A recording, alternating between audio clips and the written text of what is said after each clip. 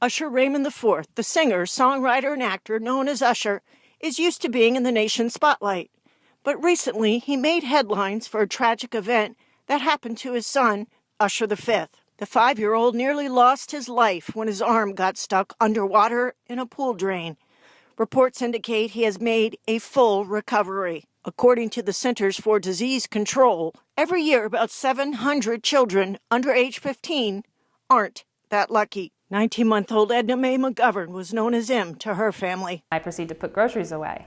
I walked out of the room at one point to answer a question from my husband, and when I went back, she was not there. So then I went outside.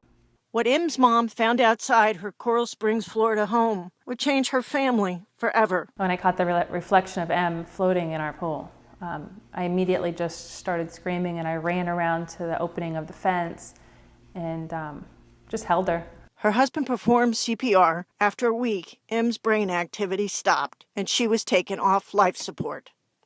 The first thing we would encourage any family that goes through a tragedy of a near drowning or drowning of a young child is to see a lawyer, because sometimes you just don't know if there may be liability. Miami personal injury attorney Mike Haggard says parents don't typically file lawsuits in child drowning cases because they're forced to relive the tragedy. A lot of times parents will blame themselves, and they don't realize that there really was a cause behind it. In addition to providing a personal justice, lawsuits against pool drain manufacturers, fencing fabricators, and others can also bring about reforms on a national scale. When parents come forward and these cases are investigated, society learns about it, property owners learn about it, and then what happens is changes are made that make sure that another child won't lose their life. Haggard says when considering a drowning lawsuit, first find a trial lawyer who specializes in these types of incidents. They're very unique.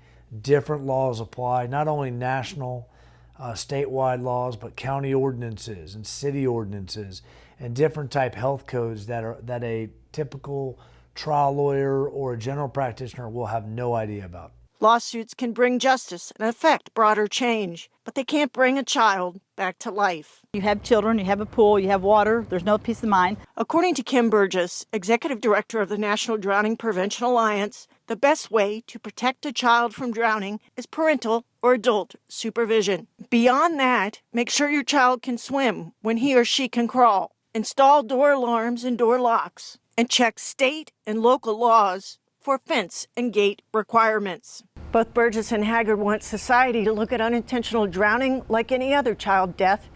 It must be investigated so we know how it happened and what we can do to avoid it in the future. In Fort Lauderdale, I'm Amber Statler Matthews with the Lawyers.com channel.